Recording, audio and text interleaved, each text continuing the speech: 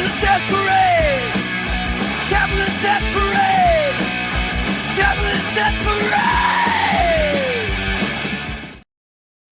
And welcome to the Capitalist Death Parade with your hosts Joy Marie Mann and Josh Radio Hedge, a podcast where we discuss the dystopian hellscape of capitalism that we call home. Hey everybody, it's Josh Radio Hedge here. And Joy Marie Mann, who just blocked her co-host. Thank you very much. To be fair, I had it coming, I'm sure. You did. We disagree a little too much. But, you know, I told him that's what you get if you want to do a show with a blind person. Like, he's like, Joy, I can't get in. I can't get in. People what happened. It's unblocked. I'm going to tell y'all what happened. So I go to log into the show. She sends me the link to the show this week. And it's like, you've been blocked by the host. And I'm like, I had a moment, like a Kash Patel moment, where I was like, oh no, I've been fired. And so I started immediately getting way wasted, like super drunk. But then Joy let me know, oh, she just accidentally hit the ban hammer for no reason. Accidentally. But like, okay, so to clarify, I can't fire you because we don't get paid. It's just like, yeah, you can't fire me, but you can. But the ban hammer is always an option, apparently. Ban hammer, that's all I have. I don't have money or payroll, but I do have access to a ban hammer. That's very good. That's very good. I'm glad. Oh my word. It's always something. I was like, oh my God, I'm actually on time this week. It's 8:59. Yes, Josh, here's the link. Wait. Uh-oh. Yep. Yeah. So I learned my lesson, which is don't piss off Joy or she will ban you. Even if you're the co-host, she will ban your ass. So yeah. I will say, in 8 years of doing a show, I have never banned a single viewer. Yeah. I think that's pretty good. I mean, it doesn't mean I never will, but I mean, I think that's pretty good because I know like some streamers get very sensitive and they're like, oh, they were rude or whatever. I've heard it all. And even let people come in here saying they support the terrorist state of Israel, and then I just call them out by name and rip them a new one. Hey, you want to come? Okay. They called me Savage Joy for a reason. Here's what we're going to do. I'm going to call your ass out. But wait a minute, Joy. And then I'm going to teach you the sign language again. Can we review everyone? All together now. Bald-headed bitch. Twat. Waffle. Bald-headed bitch. Twat. Waffle. These are good things to know. There will be a quiz, y'all. There will be. Yes. Each week I'm going to bring you more education. Speaking of the quiz, y'all, Cory Booker is now quizzing the voters, letting them know what went wrong with the election. So why don't we hear from our good friend, Cory Booker. You have a poster of him on your wall, don't you, Joy? Yeah. Well, actually, it's on my ceiling. Well, it's shirtless, so obviously it's on the ceiling. Yeah. He's all like filibustering and you're all like flustering. I know. Like, what was it the girl said about Pete Buttigieg? It like makes her calves cramp or something. Do you remember that? No, I'm glad I don't. Ugh. Oh my God. Yes, she was like, when Buttigieg talks, it makes my calves cramp. It was this freaking viral tweet. It's like, let me tell you this one. I may have told you this one before, but I'm going to tell you just because it cracks me up. One day I was at a aqua aerobics class with a bunch of old ladies. And someone said their calves cramped when they saw it. No. For some reason, somebody brought up Biden, and this was back before he lost the election in his mind. But anyways, one of these ladies, she's like, that Donald Trump, he's just so crooked and not like Joe Biden. He's so erect. And I almost fell out of the pool when I heard her say that. I'm like, did you say what now? He's so erect. Man, can he stand straight, that Biden? Man, what a bar. he What a stands bar. up tall. Wow. What the actual fuck? The bar has reached the point where if you can stand like a hominid, then you then you're in the clear. You've blew no matter who, blew no matter how many links down the evolutionary chain you may be. We don't care. We're voting I've for been you. seeing this meme everywhere that's like 2028, any functioning adult. That it's meant to be funny. It's not funny because that is how people treat it. They're like, Truly. oh, you're a Dem and you have a pulse? Okay. And that's like T-Bone here, Mr. Cory Booker. Let's do it. I fucking loathe this man so much. I love him too.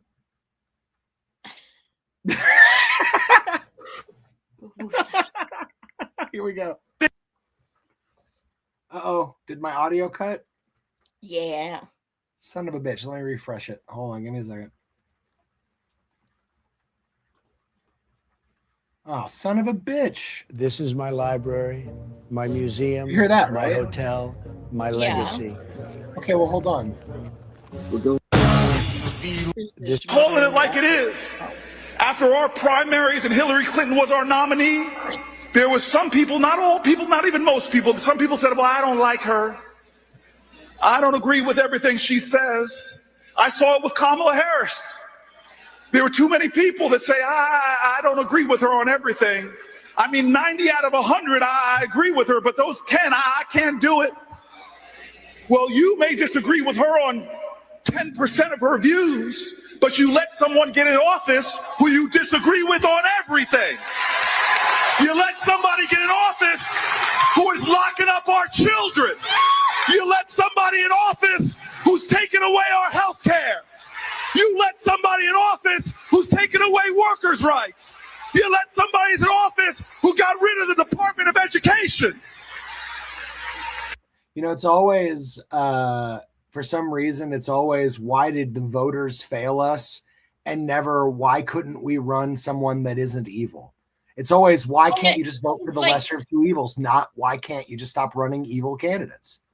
He's like, he took away our healthcare. Bitch, what? You are a multimillionaire. Second of all, we never had healthcare, so you need to fucking check yourself, okay? Oh my fucking God. I want to fucking scream with him and his proselytizing and his fucking bullshit. Show the meme that it is. Oh, yeah. This is a good one, too. So it's the goose meme. He says, what's in the 10%, Dems? What's in the 10%? And it's like, exactly. It's cute to be like, oh, you didn't agree with her on 10% of issues? Yeah, well, if that 10% of issues includes mass genocide of babies, then yeah, you're going to have to eventually draw a line. Otherwise, but to me, that goes with everything. That is all encompassing. I cannot think of one thing I agree with her on. Honestly, I really can't. She wanted 3,000 more ICE agents. She absolutely supports locking people up. She did it to freaking single mothers for how long? She's for-profit prison queen. Yep. She's deportation all the way. Like, remember, no, she called for 400 million for the border wall. Yes. Don't act like it was fucking night and day. And stop calling this shit fucking purity test. It's not a fucking purity test. It's can I live with myself if I vote for someone who stands for every fucking thing I'm against just so I can ultimately get someone who stands for every fucking thing I'm against. To me, I lose if I vote for either one of them, so I didn't. Oh, that's what makes you the biggest loser of all, you see. That's okay. If they wanted to be my friend, I would have to chickadee check myself before I wreck myself because I don't want them as my company. For Like, I my want issue them is to this. hate me. Booker's up there bitching and being like, oh, you didn't agree with her on 10% of things. I'm like, let's swap that. It's more like 90%. Because at the end of the day, like the few things that I did agree with her on, like I remember she was pushing for like some universal childcare, or not universal childcare, but some sort of childcare voucher program. But so again, a step, but it was better than the alternative, which is nothing. So yeah, there was a couple things where I'm like, yeah, that's good. But the problem was she was like, drill, baby, drill. The problem was she was like, lock them up. The problem was she was like, don't come to immigrants. Just like, don't come. Yeah. Like the problem is that she agreed with Donald Trump 90% of the time.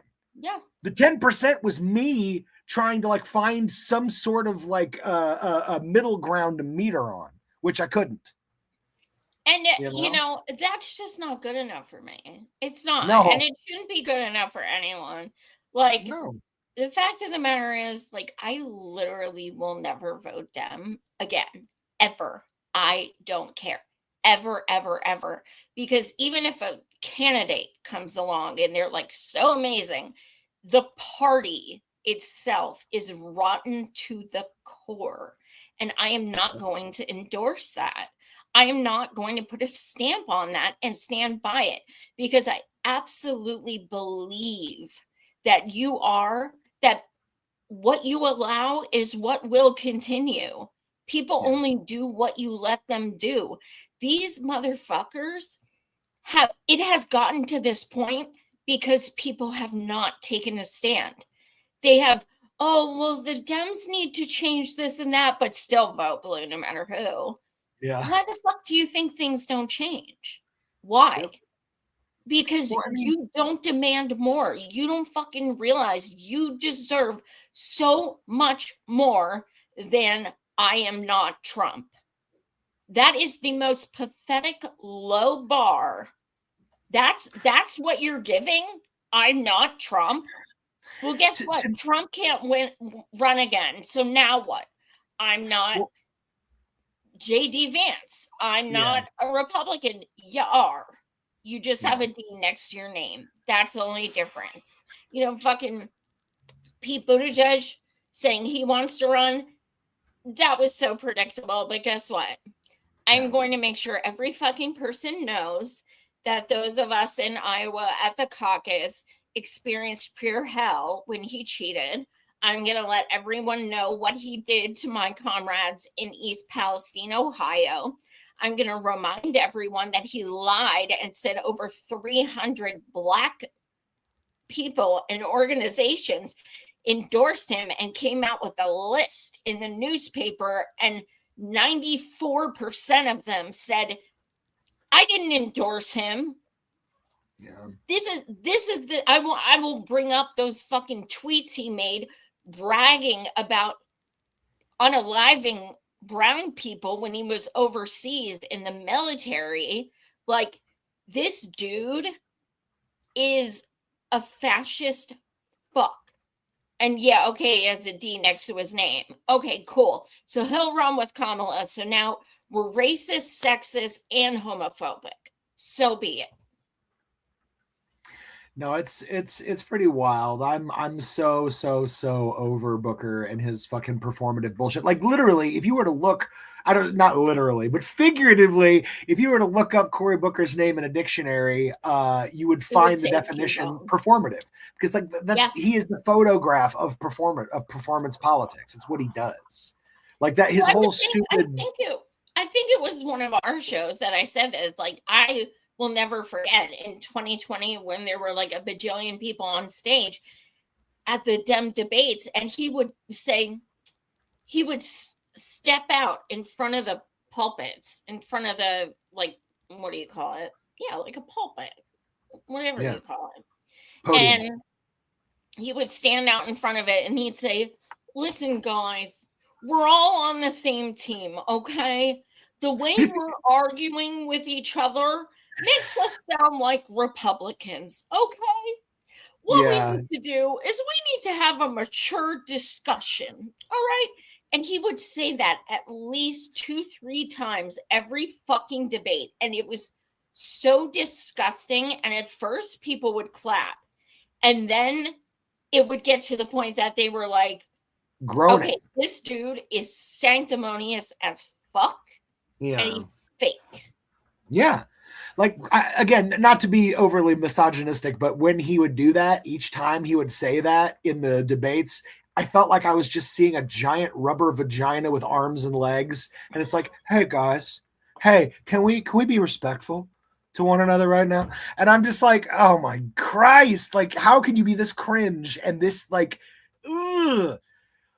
Again, it shouldn't be about alpha v beta in politics, but you shouldn't come out looking like Droopy the dog and be like, "Hey, fellas, could we maybe Can we all just get along, you guys? Can we just have like a big group hug, you guys?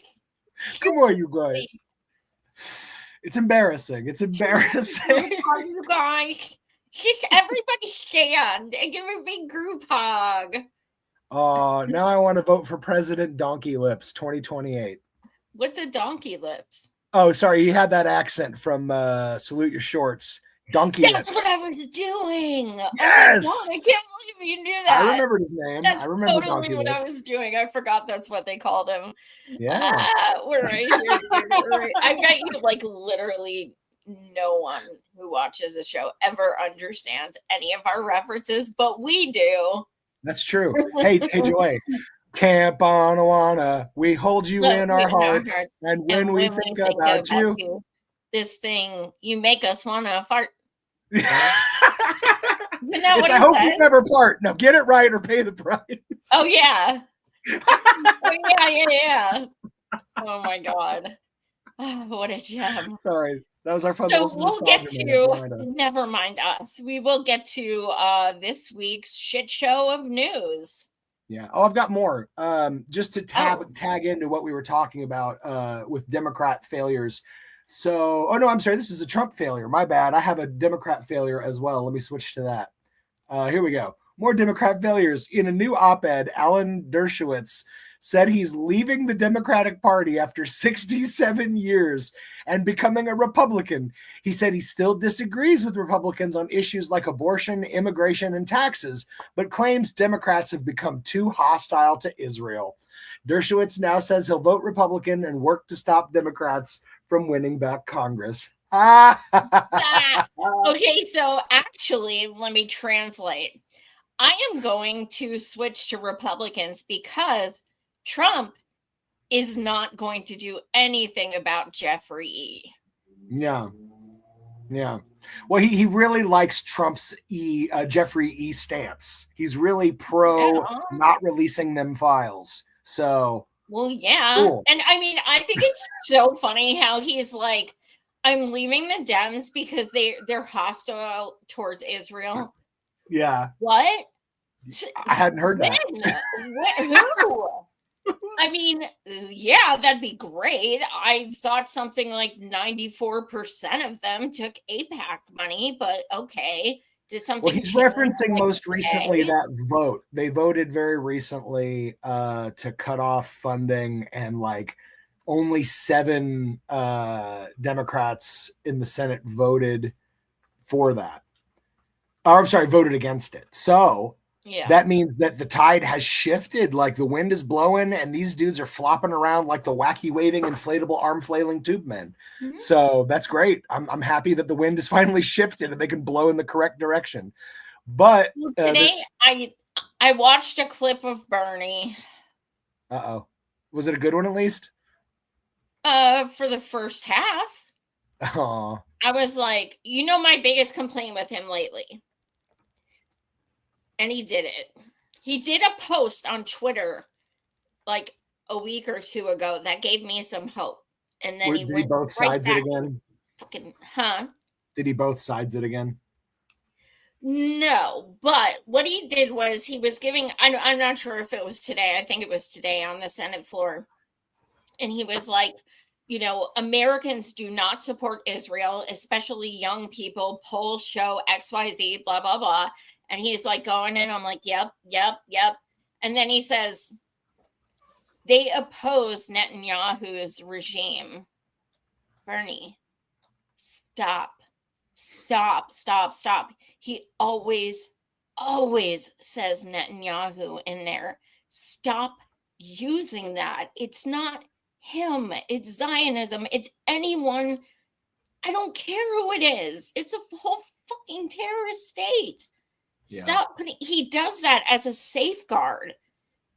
Like, because he's like complaining about Israel over and over, and then he's like, Netanyahu's regime. It's not Netanyahu. You know that. Yep. It's not. It's so fucking frustrating.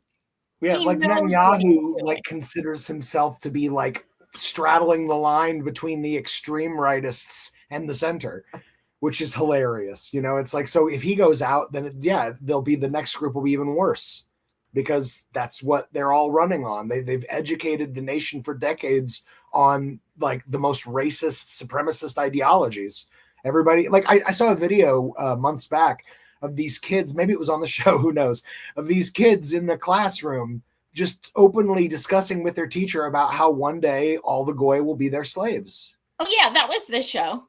Yeah. And I was just like, I can't believe that these people can get away with teaching this kind of supremacist shit, like just openly. Oh, here we go. We got some comment. Somebody says there are atheist Zionists. Yeah, that's true. It's crazy, but true. Fucking Bill Maher is an atheist Zionist. Wrap your fucking brain around that one. That's a really good point. Yeah, I wonder how that freaky works.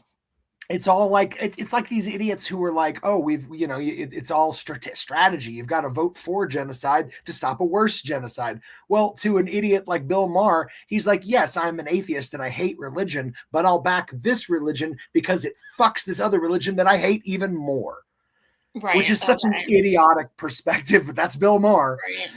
So he is, wow, he's something. Did you hear they're giving him the goddamn Mark Twain? I'm so pissed about that. He's the least funny. Like, honestly, I was thinking about it. I can't think of a funny joke that he himself wrote in the last 3 decades, because he hired a bunch of writers. His original sets were pretty funny, but then eventually he sourced it out to writers and he just kind of sat back and he's just been enjoying the ride for like 30, 40 years now. And I'm like, you're not funny. You're not writing these jokes, and your jokes that are being written for you aren't even all that funny. They're just okay. I didn't even know he was a comedian. Yeah, right. No, legit. I didn't know that. I thought he was just some absolute trash talking head. I didn't realize that's what he was supposed to be. That's where he started. He started doing stand-up, and he was good, I thought, like back in his younger days. But like I said, he got comfortable with just having people write shit for him, and he just settled in as the HBO host of the Real Time. And I mean, how long has that show been on? Since the early 90s now? A long time. Like, Jesus Christ. And it's so crazy, because like there was a time on that show when he would like have on more leftist type people to discuss things, which I really appreciated, but he shifted hard right over the years, like to the point where it's just obnoxious. The worst part for me was when he went and had dinner with Trump at Mar-a-Lago and was like praising him, and I'm like, dude, this guy has like insulted you 1,000 ways to Sunday, which got me wondering, does he have something on you too? I don't know. Right.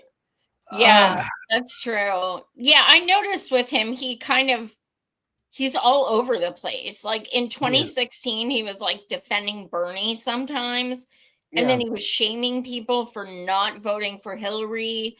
And I mean, he's like all over the place, but he's also I think, exactly. Well, I think he's attempting to hold the position of biggest asshole, whatever the topic. So that's his goal. That's how he makes millions, because people love to hate him. Yeah. Idiocracy hardcore. I can't even hate watch the dude no more, because like I said, there was a time where I was like, well, at least the new rule segment will be funny, because that's usually the better writing of the show. But even that's not funny anymore. Like the whole show is just dry.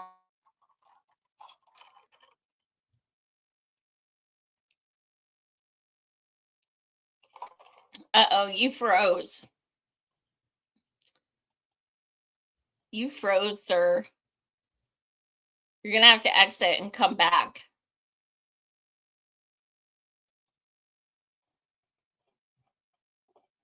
Josh, exit and come back. Ay, ay, ay. Oh no. This is fun live shows. Now I'm gonna call him. He's wow. Okay. I dead. You're frozen. I need you to leave and come back. Oh my God. Sir. Okay. Josh.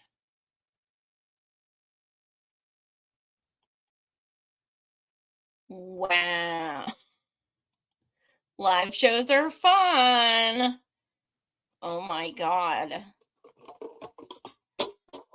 Wow. Sorry, guys. Give me a minute. I'm not understanding. He can't hear me for some reason. Josh, leave and come back. All right, there he goes. Finally. Sorry about that, guys. I don't know. I think it's because we're like halfway across the world from each other, and sometimes like our interwebs get like, mishmashed. Let me see. I think he just rejoined. Yeah. Dude, that was fucking weird. Anyway.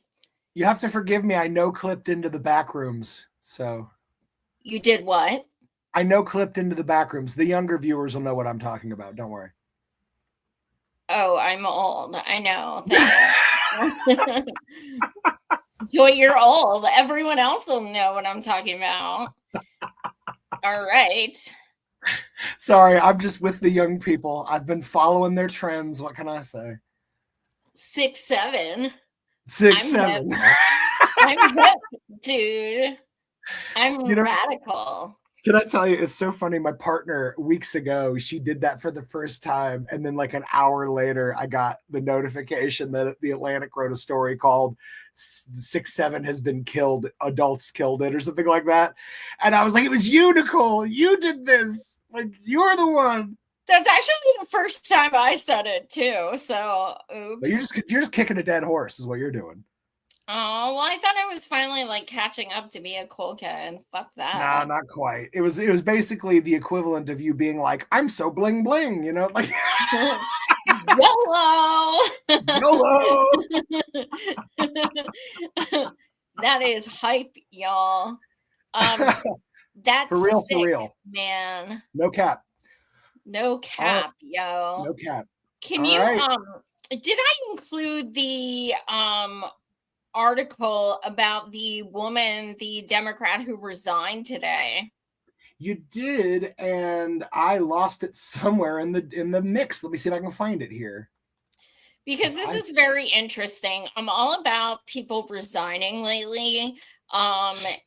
Really, like, it's kind of exciting, especially when they're Democrats, because it's like, okay, finally. But then, when that other Democrat resigned, then Dems are like, oh, well, the Republican did it too. So then the Republican they named resigned. So I'm sure they'll be naming a Republican too. But this woman, he's pulling up her name. I do not recognize her name. But yeah, she resigned today because she was caught stealing $5 million from, I'll just say, I don't want to get my show taken down because of the algorithm, so I'll say C19 money. $5 million fucking dollars from the government that was supposed to be allocated to the people. How do you take that much and think you won't be caught? Like, it's not a couple $1,000, like $5 million. I would argue that if she were a Republican, she might have gotten away with it. Yeah, I don't. And if she hadn't, she certainly would have gotten a pardon had she paid to play. Because I don't know if you noticed that this time around, he's pardoned many fraudsters that paid Well, money. yeah, to his, but I mean, that doesn't mean she'd still hold her position. No. I mean, that's just means she wouldn't go to jail. That's totally that's moot. That's totally different. What does this say? Let's see here. Representative Sheila Shifilus McCormick is the latest member of Congress to resign ahead of potential expulsion vote. The Florida Democrat announced her resignation as the ethics committee was set to hold a sanctions hearing in her case. So yeah, she quit right before they slammed her with an investigation and a hearing. So cool, super cool. Keep them coming, man. Keep them coming, please. Indeed. I think I have for what one. reason? Just keep them coming. I feel like I had one too, but maybe I dropped that one already. Or did I? Let me see here. I thought I did. All right. My brain exploded, so don't mind my brain. Admitting it's the first step. What else we got? Well, here I want to bring. Let's jump into the craziness in Iran for a quick moment, because that is the craziest shit of all. Well, here in Iran and Israel. So let's talk about it. I'm going to jump in with your starting segment on the 24-hour recap. So let's check it out. The last 24 hours have been chaos, and the war in Iran is going to continue, and it seems like even more is going to happen. And so here's everything that you've missed, because this is big news. Well, first, Iran has said, quote, the fighting could restart at any moment. Yeah, they came out and said that. And also because of that, the Israeli military is now on high alert. They're actively preparing for a war with Iran. Israel has said that. But it's not like that comes for no reason, because also today, Iran carried out their first attacks onto commercial ships in the Strait of Hormuz since the ceasefire was announced. 2 Indian commercial ships were actually attacked as well. At least 20 other ships that have tried to sail through the Strait of Hormuz have been turned around by Iran because they don't want to be attacked by gunboats like the other 3. And so the Strait of Hormuz is shut again. That's confirmed now. But there does seem to be a reason why Iran attacked Indian commercial vessels first. I covered it in yesterday's news recap, but India was invited to send warships to Iran, and apparently they were considering it. The UK and France invited them to a coalition to send warships to the Strait to reopen the Strait of Hormuz. India considered it. Go watch that. It's important. It's led up to today. But also some other stuff. The Houthis in Yemen are now threatening to get involved as well. Iran has shut the Strait of Hormuz today, but the Houthis in Yemen a few hours ago announced that they're going to join Iran in doing that. And they're going to shut the Bab el-Mandeb Strait. Although unlike Iran, the Houthis have come out and said that nobody could force the Houthis to reopen it, like they've tried to in the Strait of Hormuz. The Houthis said, quote, if we decide to close the Bab el-Mandeb, then all of mankind will be utterly powerless to open it. And that's a scary accusation. The Houthis are saying they will give everything they can when it comes to trying to shut the Bab el-Mandeb Strait. They've done it once before. There's nothing stopping them at doing it again. It's just simply them. But now the Houthis have officially said they're going to do it if the US doesn't lift their blockade against Iran. That happened a few hours ago. I mean, you might think a lot of this is crazy, but this is all in just the last 24 hours. Yeah. There's still more to come, by the way, but I'm covering stuff that you won't find anywhere else. One of those things that I bet you didn't know is that Saudi Arabia, even though they said they were going to stop supporting the Americans, has just been proven that they were. In fact, just an hour ago, an American cargo helicopter landed in the Saudi Arabian port of Yanbu. This comes after something else that happened in yesterday's recap, when the USS Gerald R. Ford announced that it was now sailing towards the Middle East. It's heading back to the northern Red Sea to defend Israel in case the war with Iran restarts. But coincidentally, the Saudi Arabian port of Yanbu is the main port which is used to supply those American warships in the Red Sea. Well, an hour ago, an American cargo helicopter landed there, very likely carrying equipment which will be loaded onto those warships. And it's very likely the warships will dock in Yanbu. So I'll keep you up to date on that if that happens. And it proved that Saudi Arabia lied, and they're going to continue supporting the US. On the topic of the Middle East, Israel has announced they've also built a yellow buffer line in southern Lebanon. That's the same terminology they used when they were talking about Gaza. And it effectively means they're going to annex the territory. Israel is calling it a yellow line. In reality, it's a buffer zone, so that Israel can't be attacked by the opposing side. The problem is, though, Israel has kicked everyone out of this buffer zone, and now they're going to take it and keep it as their own territory. Israel still controls their yellow line in Gaza, for example, the same yellow line they said they would pull out of. And so it's likely this is Israel's way of annexing southern Lebanese territory. But finally, North Korea also came in, and they tested a missile in the last 2 hours. This is actually, though, the 4th missile they've tested in April. They've only tested 7 in the entire year. So they're testing more this month than so far this year. Japan got really worried. They were on high alert. And it also comes at a time when South Korea previously gave up their best air defense system to Israel last month because Israel's one got blown up. That's the American THAAD system. The US had to withdraw it from South Korea because it was needed in Israel. I made a video on that too. And so That's crazy. Yeah. Yes. It's That, you know, cheers to North Korea for just adding to the chaos and knowing that this was the perfect moment, because we just forced South Korea to give up their THAAD detection systems for Israel's benefit. So they're like, oh, we're going to test launch a bunch of missiles and just throw into the chaos of it all. Great. Now America looks that much more foolish. And It Trump, I doesn't bet, matter still says that because- he's a great dude and he loves him. we are the best country there is. We are the home of the free and the brave. That's America is the hottest country right now, Joy. It's so hot. I burned my So hands a hot. little bit.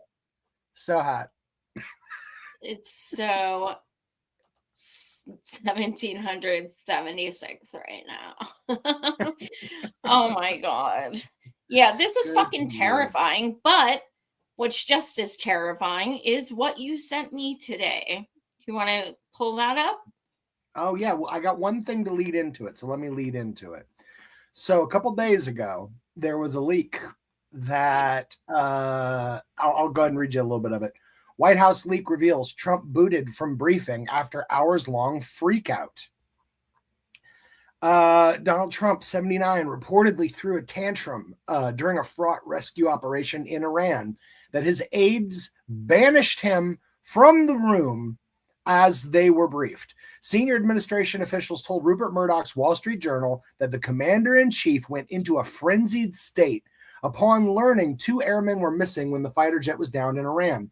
His hours-long tirade became such a hindrance that aides barred him from the room handling the crisis, opting instead to brief him at intervals, officials revealed to the Journal. So we got this a few days ago.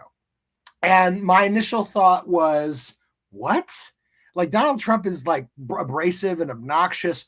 What could Donald Trump have been yelling about for hours that they would fucking kick him out of the situation? I didn't even know that was possible. I didn't even know that was possible. So then we got this. This is where shit gets real Doing crazy. the unprecedented. Yes, Go indeed. Trump. So this one is from the Mirror, and then I'll show you the actual video that they're quoting from. But Donald Trump blocked from accessing nuclear codes by U.S. military general. I'm going to read you a little bit of this. U.S. President Donald Trump was blocked access to his country's nuclear codes by a senior U.S. military chief, according to bombshell reports.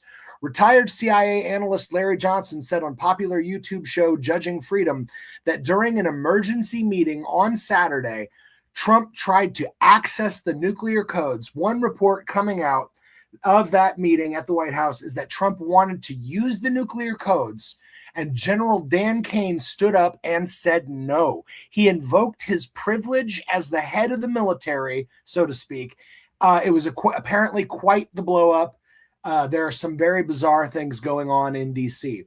And then I've actually got a little of the footage from that podcast that he gave that info out on. And I should note that the dude that they're talking about in question, he is a retired CIA analyst, which means he might be lying for a number of reasons. And we'll discuss that in a bit. But first, let's see what the information is. Oop, I didn't share it. Here we go.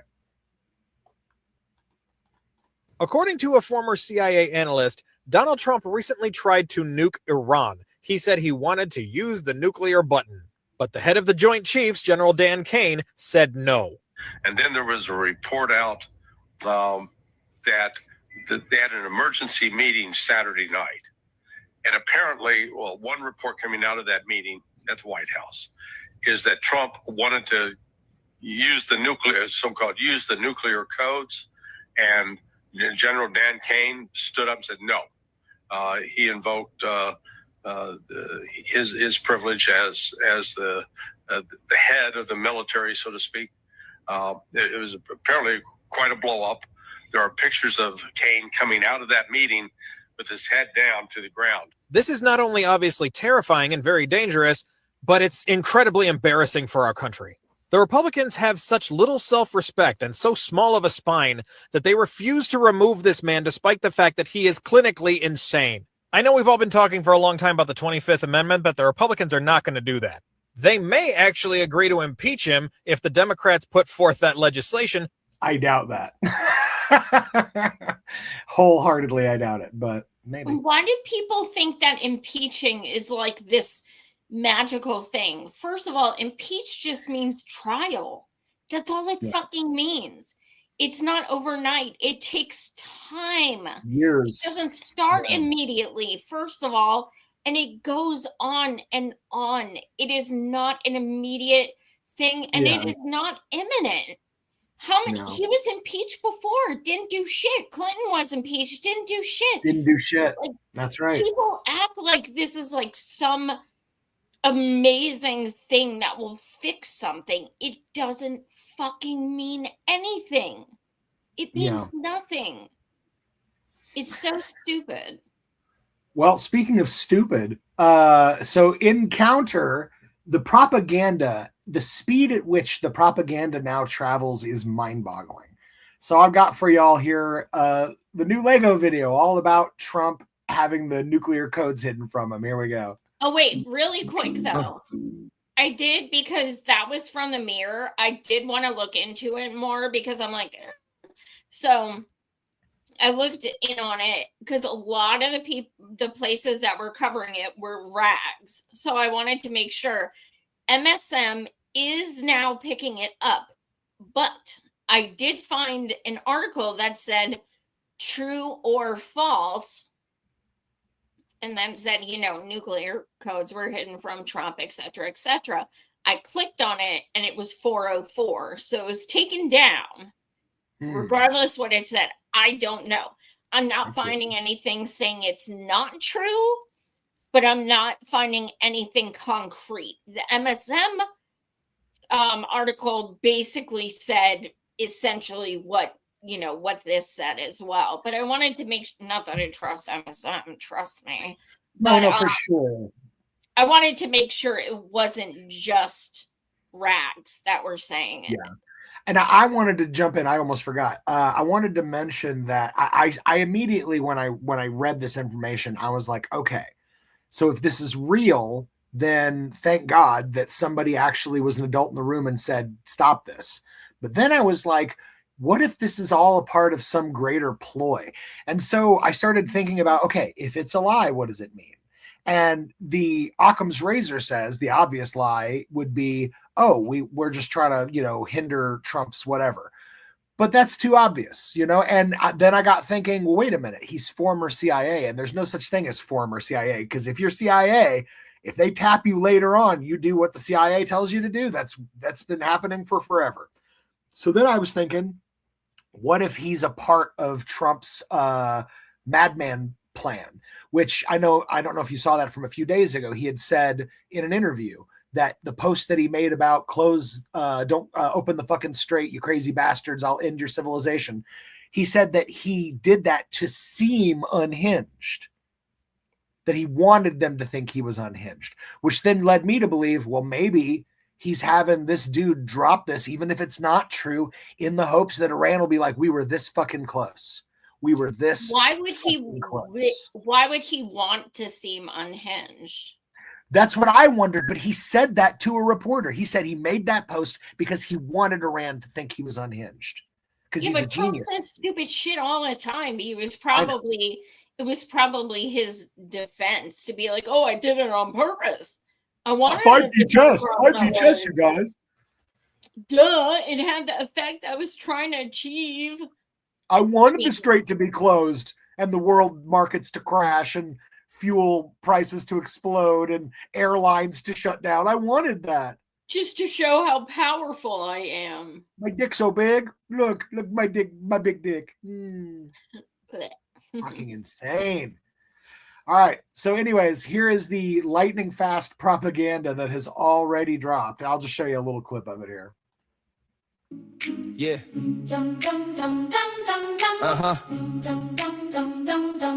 Yeah. Breaking news coming live from Washington, D.C. A story that the headlines barely let you see. Sit down, pay attention. Let me break it all down. Something went down this weekend in that big White House in town. We're not here to judge. We're just reporting what was said by a former CIA analyst. So listen to what he spread. Because when nuclear codes and generals make the news, everybody needs to know. Everybody's got to choose. Trump panics, generals hide the code. Somewhere in the situation room, tension overflows. Reports say your general stood up and said, no way. And the whole world stopped and wondered what was going on that day. Trump panics, generals hide the code. This is not a movie, this is how the story goes. We're just reading from the headlines, drawing from the source, breaking it all down for you so you can chart the course. Let's go back. Damn, that is the speed and quality of this like propaganda for, and I'll say mostly young people, I would assume, but here, we're watching it too, so. Iran is like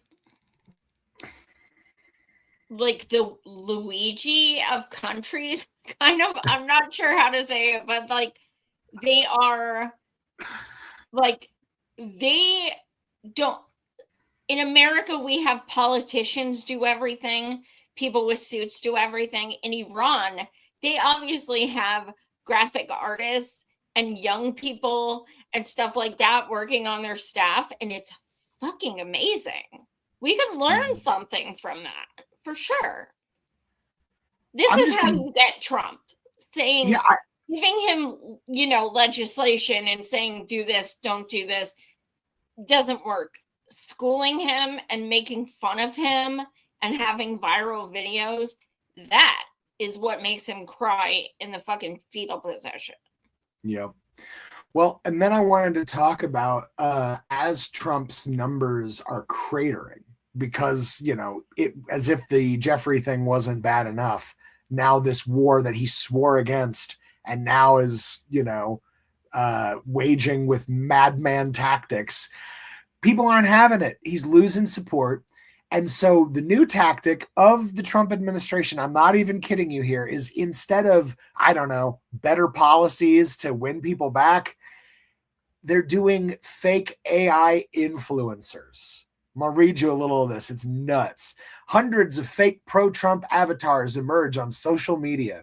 The artificial intelligence generated fake influencers have surged on TikTok, Instagram, Facebook, and YouTube in an apparent bid to hook conservative voters. When I read conservative in my brain, I hear lead poisoned. So it's like, because you got to be dumb to fall for some of this, but you can look. I mean, these actually do look like real people. So maybe it is possible to fall for it, but none of these people are real. And yet they are all right-wing TikTok influencers. None of them exist, but they're all attractive. Which is they're great looking. They're always gonna be attractive. Always. Yeah. So I want to read this little segment right here that I thought was pretty notable. Here we go. The New York Times began tracking MAGA boosting AI generated TikTok posts in January and discovered at least 304 accounts sharing the content, some of which have since disappeared. Researchers with the Governance and Responsible AI Lab at Purdue University, known as GRAIL, found another dozen accounts across TikTok, Instagram, and Facebook. Eric Nelson, a special investigations analyst from Althea, a digital threat migration company, identified another 9 accounts on YouTube. So literally, and I should mention this last little piece here. It says several accounts have already amassed 35,000 followers. I know it said somewhere. Yeah, some of the videos, 500,000 views. Like, this is crazy. Like, can they really just astroturf their way to like people thinking that people support Trump? Is that really going to be the future? Like fake people? I don't like it. I mean, this is just another level because, especially around election time, there have been fake accounts, bot accounts. I mean, I still remember in 2015 and 2016 when fucking, they were literally putting kids' essay videos in our Bernie groups so they'd all get shut down during primaries, and it worked. I mean, there were so many things. I mean, just so many accounts especially around election time, that they always, you like copy and paste, you see the exact verbiage over and over and over, and people make like reels. This is just one-upping it. This is videos, and it's much more believable. Especially, look, my blind ass sends Josh shit all the time, and I'm like, oh my god, look at this, and he's like, that's AI. I'm like, motherfucker. See, this is very unblind friendly, because I get excited when I see shit, and I'm like, you ableist motherfuckers. Well, imagine what it would be like if you had your vision blocked by the brim of a red hat. You might not be able to see any of it. True.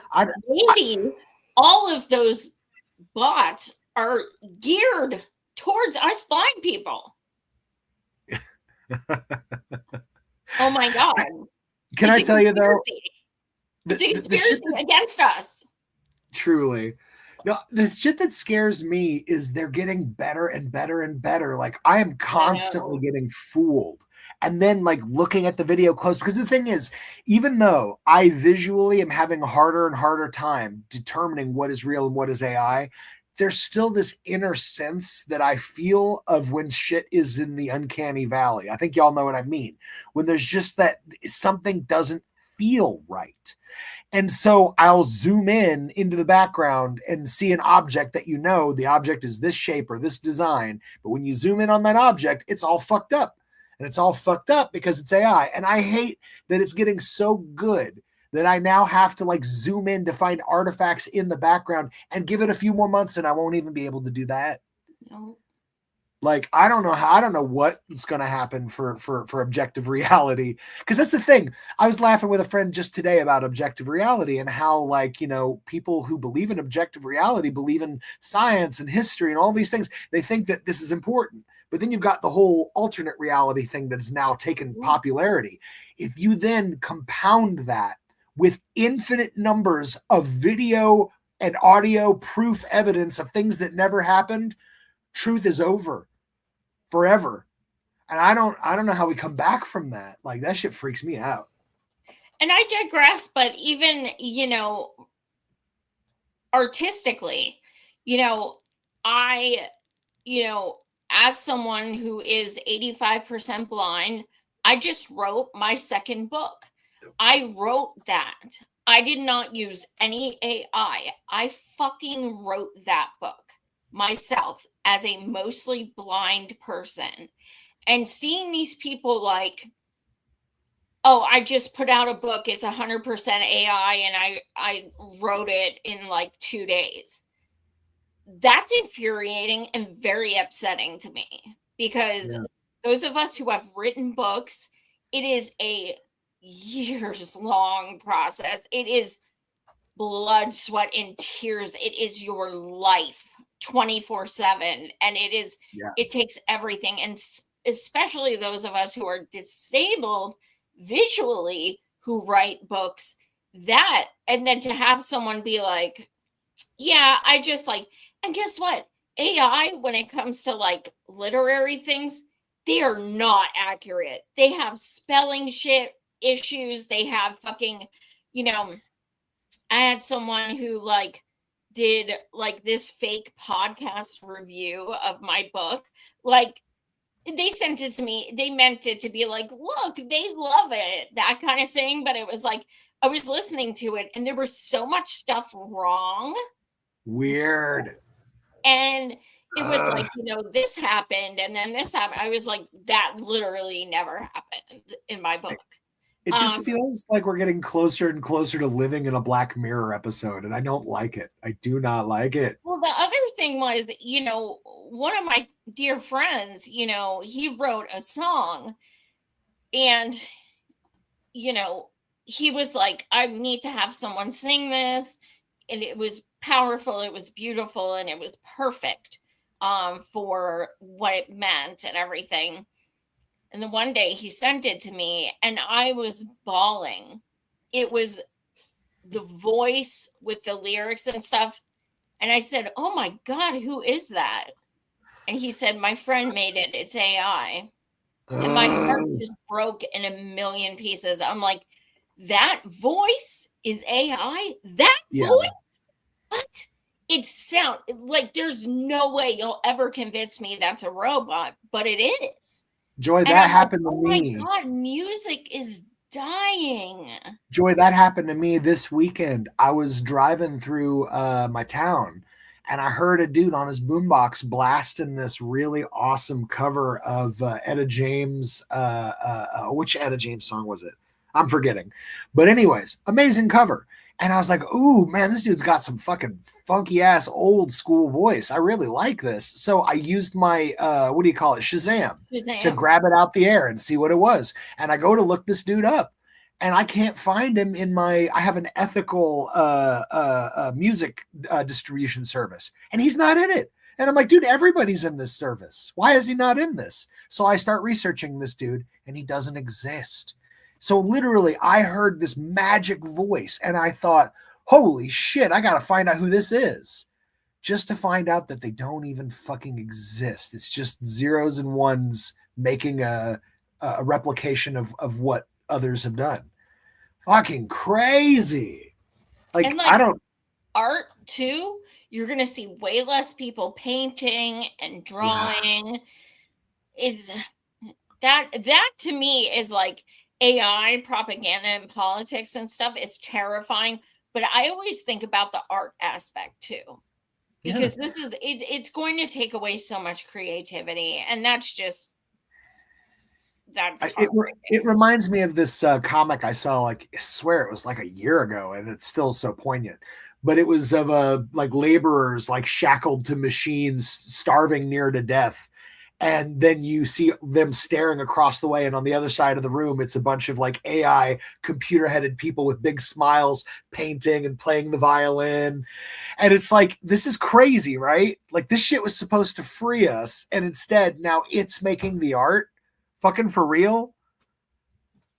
Like, and I mean, no offense to anyone who has kids. Like, I love my friends' kids so much, and I just adore them. But I'm glad I don't have them, because it's situations like AI and the wars and stuff. Like, there's going to be no jobs. First of all, like, there's not going to be any fucking jobs.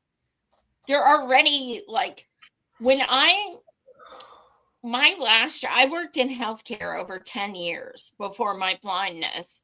And some of my jobs were actually, I just switched departments because they were already going to more like automated AI type thing. And that was years ago. And now it's just nobody's going to be needed. Yeah. It's terrifying that they're not like to put it in a more intense way. How many more data centers and mega warehouses do you think will be burned down before they get the message that they can't cut us out of society? You think they're going to get the message? 3 more right next to me in Harrisburg area. They're building 3 fucking more. And there's actually a group. Damn, I can't think of the name, but they're becoming a nonprofit just to do work to stop these data centers. Wow. I'm going to try and reach out to them so I can have one of them come on. You should, yes. It's fucking gross. Super gross. Well, here, I've got the next topic if you'll pop it up for me. Speaking of gross, hey, let's talk about Israel. But anyways, this is from Yagal Realty. The Virtual Israel Property Expo, your gateway to owning in Israel. Yeah. That I wish someone sent me this. Shout out to Dolores if you're watching. And I got it the day after it took place. I really wish I would have seen this shit. I would have filmed it. No fucking shame. No fucking shame. If you guys ever travel, do not use Airbnb, because those motherfuckers actually rent out Palestinian land to people who are going to Israel on vacation or, a killing spree or whatever. The Airbnb actually rents out houses that were taken from Palestinians. Fuck that. Absolutely disgusting. And here these people are. Just I'll say they could change their name to Air ENC, ethnic cleansing. Yeah. Jesus Christ. Yeah, this is some super, super, super fucking gross shit that, like, I find this to be the worst of humanity. Somebody that would be out here like, come get your freshly stolen land. We've almost cleaned the blood off. It's like, and so buy now and get a 10% off on excavation of corpses. Yeah. But also it makes me think, how scared are you? Really? Because we're being told that you're so scared of Iran and everything like that, but are you that scared? Because you're literally asking people to come move there. Even if I were Jewish, I would never participate in a colonial project. I'm sorry. I just think this is insane. I can understand how people got fooled, because you see things like they do that mission trip thing where it's like every young Jewish person, they'll pay to have you come and visit Israel once in your life. And who wouldn't want a free trip somewhere in the world? Cult shit. Nothing's free. I'm sorry. That is some cult shit. I always thought that was fucking weird. Dude, I forget who it was. Maybe it was Seth Rogen, somebody, one of the comedians, but he talked about how they use these people in this program where literally they will like hook you up with like young teenage 20-something like tour guides who will like give you a handy and shit on the back of the bus and be like, you should come to Israel. Like fucking creepy shit. And it's just like, I can understand that if you were like a hormone-driven 18-year-old kid and you just had one of the best experiences of your life, and she's like, come to Israel, I could see you getting suckered in, just like people get suckered into the military. But that was before. I feel like at this point, I don't know how anybody could fall for this shit at this point.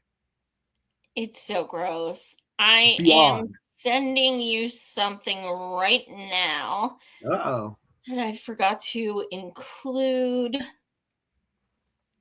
There we go. It better not be another dick pic.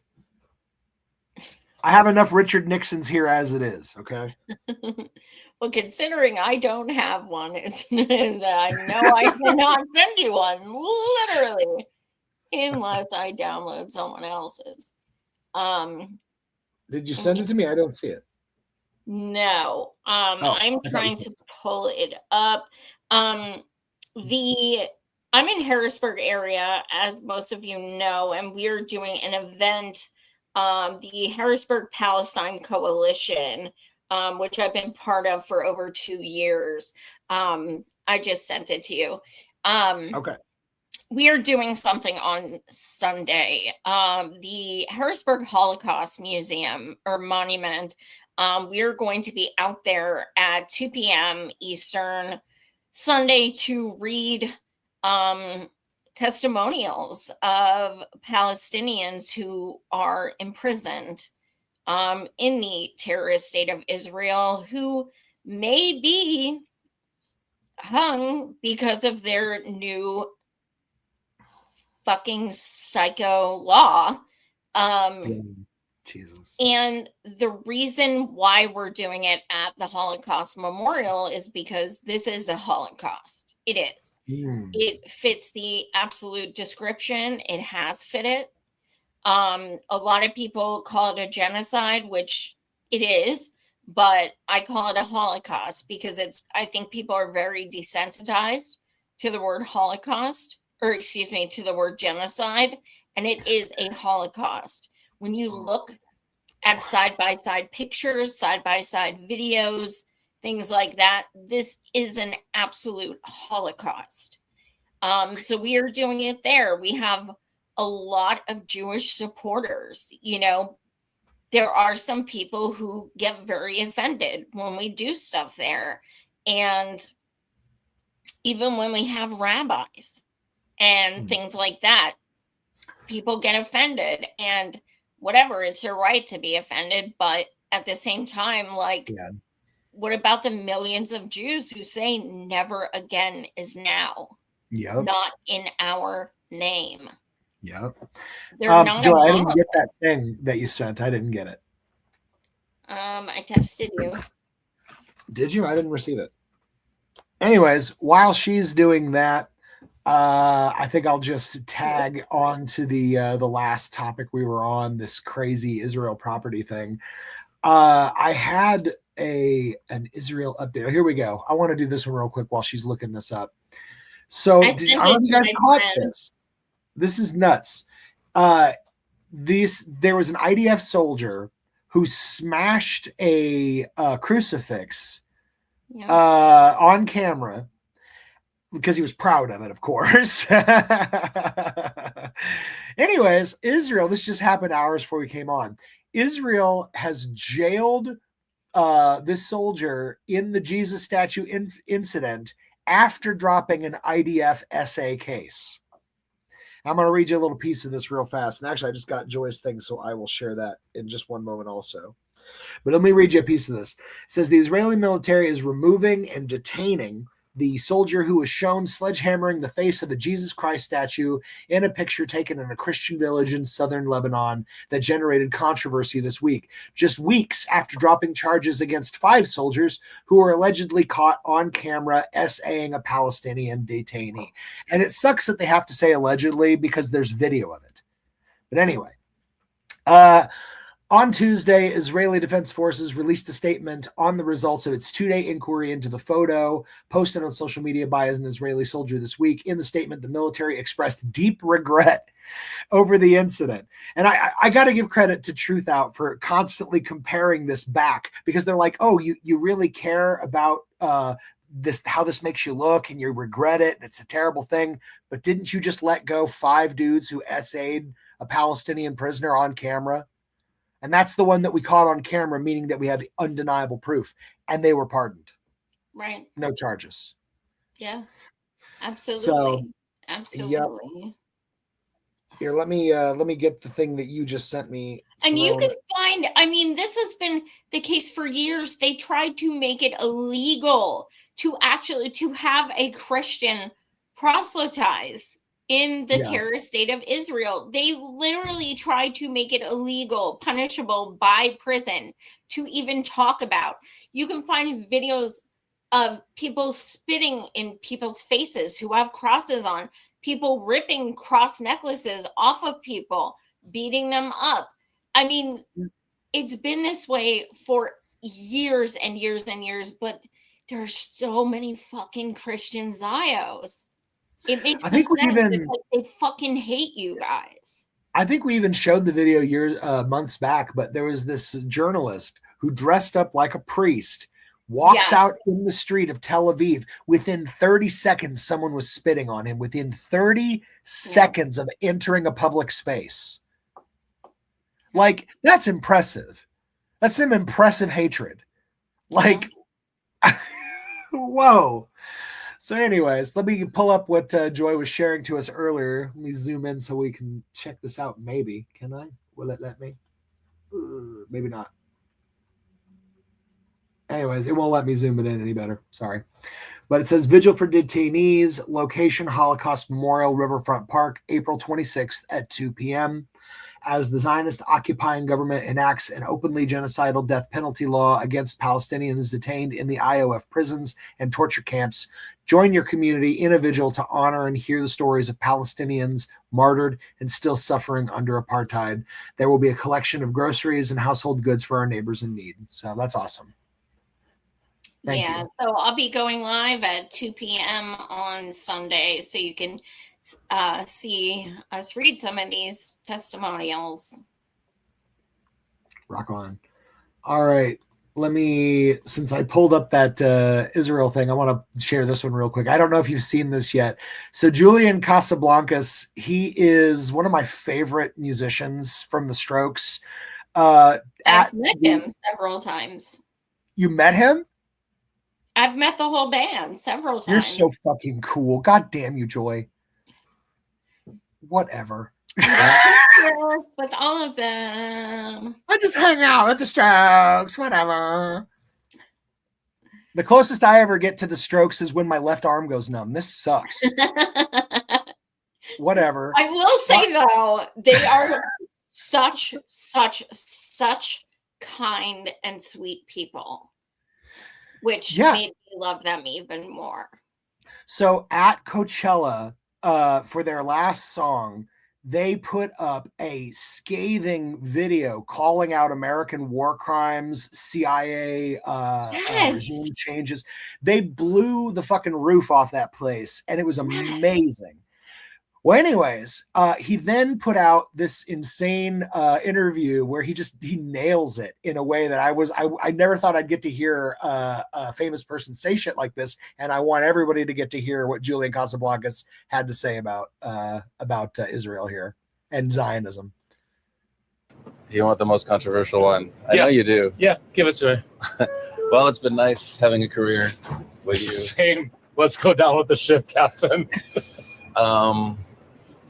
American Zionists get the benefits of, white privileged people, but talk like they are black people during slavery. 100% agree. I've never seen something so shocking where they're like, I'm so oppressed. I'm an oppressed person. I'm like, you are going to a wedding in Tel Aviv right now when there are 80,000 dead people and more, 80,000 plus dead people, including women and children, half a mile away. Absolutely fucked and totally, you know what? I don't think it's bad to say that. I mean, just for the people that are going to be like, Hamas, October 7th, yes, bad, but, Native American rebellions didn't mean it was, okay to do what we did. Slave rebellions that were violent didn't mean that, slavery is not bad. You know what I mean? So that's the scope of that answer, just to be for the haters, for the media. I appreciated him pointing it out like that, where he's like, yeah, guys, it wasn't wrong to end slavery because there were slave rebellions. Great point. Who is this guy? Because I've seen his clips before. Yeah, I forget his name. He does the subway takes. I've seen a lot of them, and I've never seen any of them go like political. So I'm actually surprised he was that, passionate and hardcore with his response. Yeah, me too. I was very happy about it. I was like, oh, good. Yeah. Pops Julian, I love you. If you guys ever get a chance to see the Strokes, I've seen them 4 times, and they are amazing. Amazing. Their last album, I still think, is one of like the greatest albums of this millennia. Like, I still can't believe how good their last album was. So pretty fucking good. It really was. And there's a new one coming soon, apparently. Fingers crossed. Getting excited. That means tour. Exactly. All right. Let's see. Where do we go from here? I think we've got more stuff that you've given me somewhere. Oh God, this one's a heartbreaker. Let's do it. Hold on. This one's doing the sound thing too. Give me a second. Day. I cannot wait to get some things done. They just bombed a school in Iran. Hundreds of children died. Your taxes are paying for war crimes. Maybe I'll just go back inside for a little while. Oh, yeah. Time to plant some potatoes. This will help me clear my mind for ICE sure. has one of the highest fundings of any military in the world. They just detained a Sunday school teacher, a farm worker, a grandmother. You're probably on a domestic terror watch list. I feel like I need to lay down.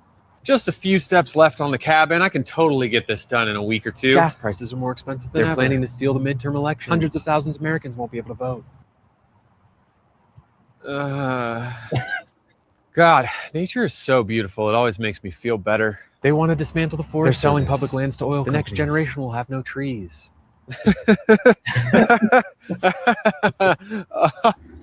Oh, maybe I'll just sit here and relax for a little while. Do more. Do less. Go to a protest. Protest, do nothing. Take a break. Stay informed. Try harder.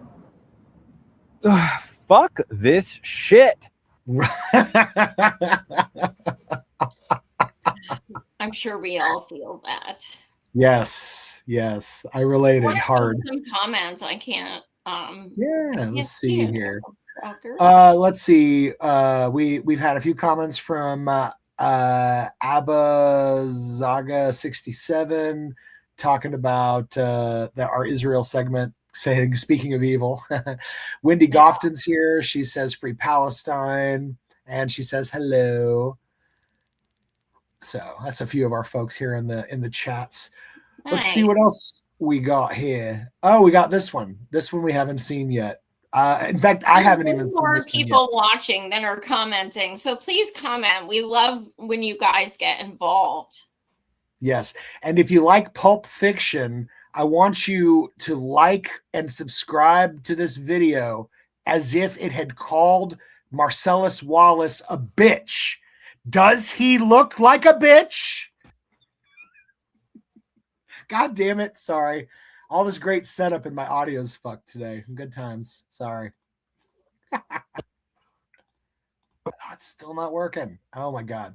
Joy, say something awesome while I figure out why my computer sucks. Something awesome? Down upon thee with great vengeance and furious anger, those who attempt to poison and destroy my brothers. And I will strike down upon thee with great vengeance and furious anger those who attempt to capture and destroy my brother.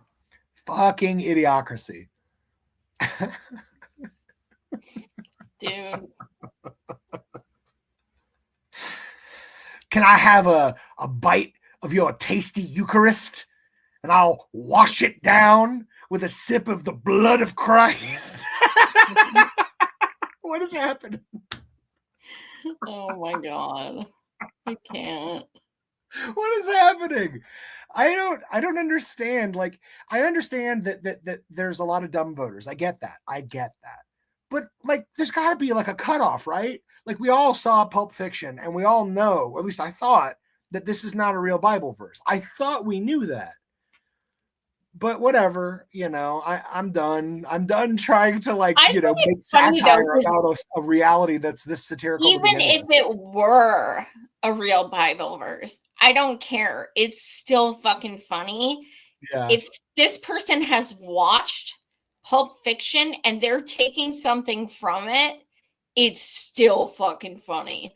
But it also leads to the fact that, people, a lot of times people who say they're Christians, they say, I live my life by the Bible. I follow the Bible. I believe in the Bible. Did you ever fucking read the Bible, dude? It's fucked up. I was just reading it, Joy, today, and I read the chapter where it said God told Abraham to cover his son in gasoline and slice his ear off. His son, Michael Madsen. All kinds of fun stuff like that. So yeah, next time someone says to you, I believe in the Bible, I follow the Bible, say, should I call the cops? It's like, do you believe in the Christian Bible or the Tarantino Bible? That's going to tell me a lot. I really need to know. Well, the Tarantino Bible is just terrorist state of Israel bootlicking. Yes, it also has a fold out of Jesus's feet. So a centerfold, yeah.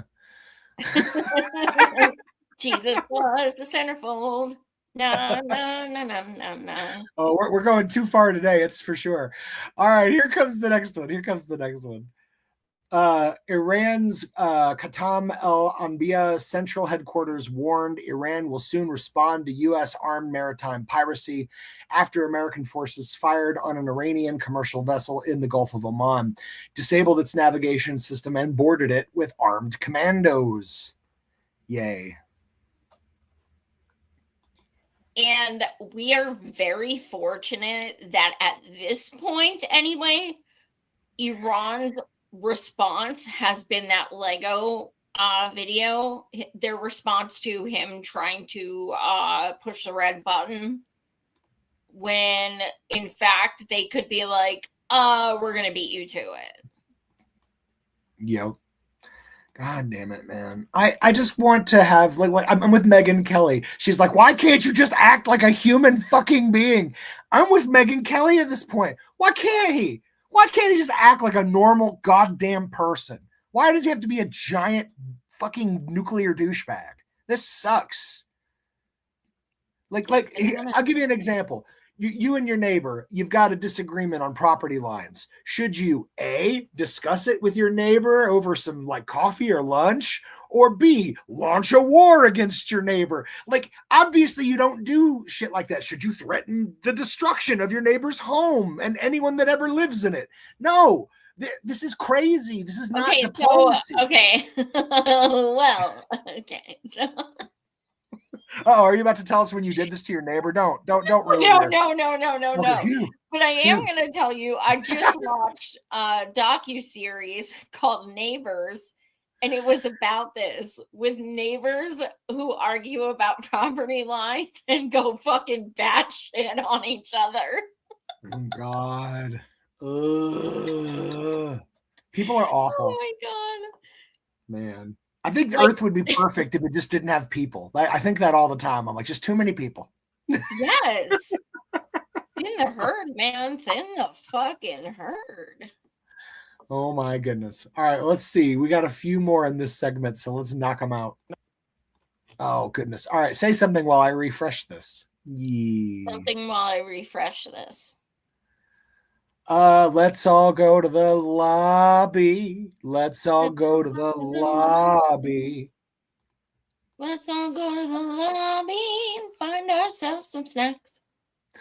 Why is my audio shabby? Fact checks. A UN Security Council resolution is binding under international law. The Reagan administration voted for it, and you've never followed it. You proudly say you haven't signed the NPT. People watching at home will laugh their heads off. You're basically saying, because we didn't sign an international treaty, we don't have to follow international law. So then why doesn't Iran just pull out of the NPT? Why doesn't everyone just pull out of the NPT and do what Israel did? You say Israel reserves the right to defend itself. That old chestnut. No other country in the Middle East is allowed to defend itself. Israel is the country that bombed, count them, 6 countries in the Middle East last year. I can't think of a single country on planet Earth, aside from the US and Israel, that bombed half a dozen countries in the calendar year 2025. That is your country that you're defending, a rogue nation that bombs whoever it sees fit and then claims to be a victim. You say that, for example, you mentioned in your comments, you said 1967 we were attacked. Complete flat falsehood. Israel attacked first in 1967. Everyone knows that. It's a documented fact. You can call it a preemptive war, but you can't just lie on here and say you were attacked. You were not.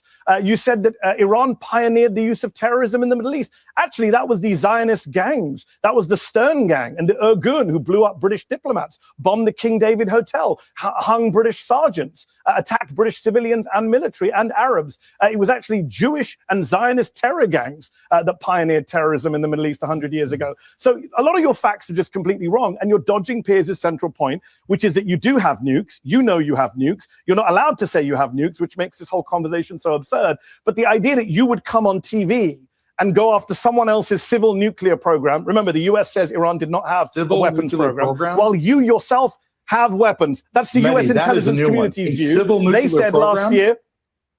That is what the US said last year. The US annual. Then why do we need the let me read out the quote to you. Program that you support? Let me read out the quote to you. Let me read out the quote to you. If you stop interrupting me. I didn't interrupt you, Doran. You spoke for a while. In 2025, this is what the Director of National Intelligence said. We continue to assess Iran is not building a nuclear weapon and that Khamenei has not reauthorized the nuclear weapons program he suspended in 2003. A country that doesn't have nukes is being lectured by you, a country that does have nukes. It would be funny if it wasn't so tragic and you hadn't killed so many Iranian kids as part of your supposedly disarmament program. Oof. Damn.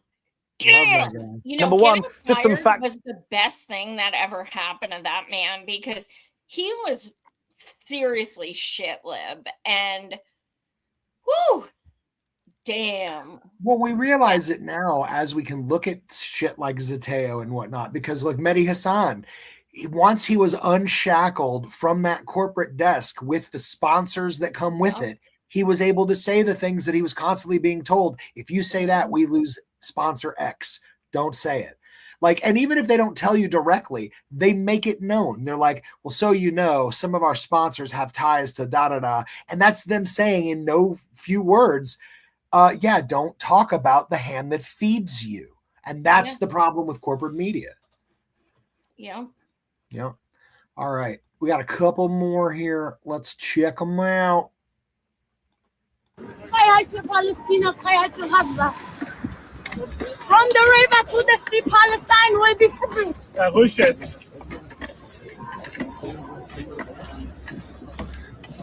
Fuck. Gross. Where did it say that was? That's Germany. That's in what I thought. Berlin. So gross. Super gross. Yeah, it's kind of incredible. They're all like, hey, we're anti-Nazis, so we're now on the side of the people that'll like literally cover your mouth if you say the words from the river to the sea, Palestine will be free. It's like an evil spell at this point. And if you say it enough times, Palestine might be free. Don't do it, folks. Don't do it. It's like Candyman rules. Like if you just say it enough times, Palestinians will just like magically be freed from Israel. And actually, fun fact, it's kind of true.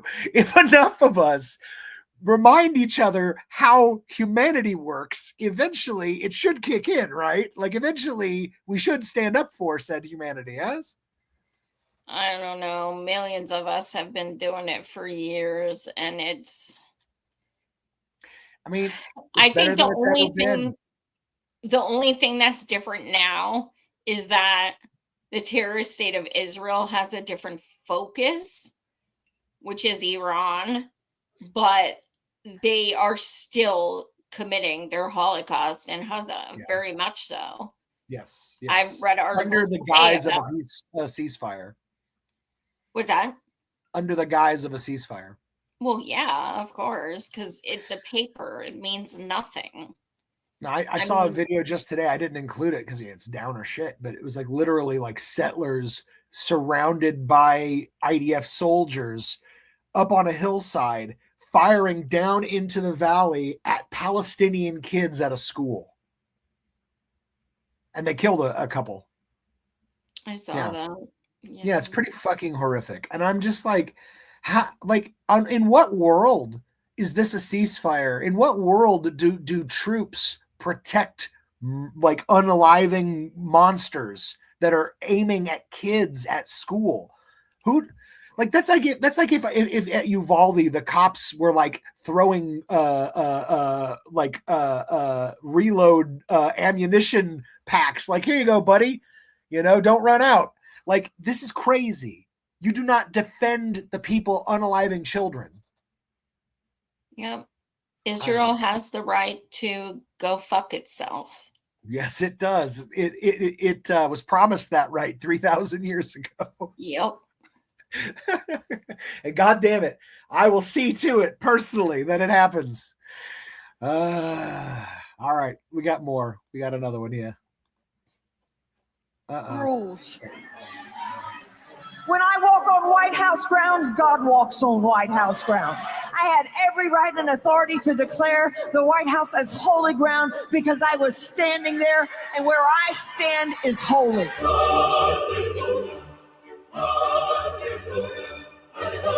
To say no to President Trump would be saying no to God. And I won't do that. We are in a spiritual war right now. Let every demonic network that has aligned itself against the purpose, against the calling of President Trump, let it be broken. Let it be torn down in the name of Jesus. You want me to tell you what my thoughts are? The thoughts of the King of Kings, the thoughts of the Lord of Lords. I'm downloading heaven.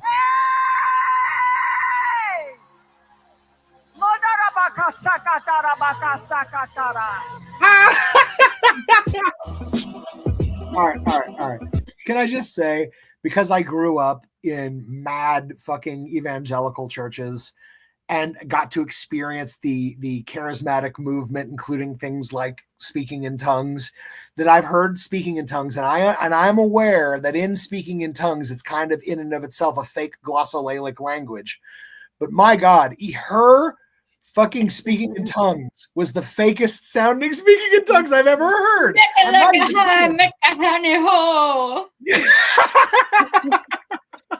Oh my God.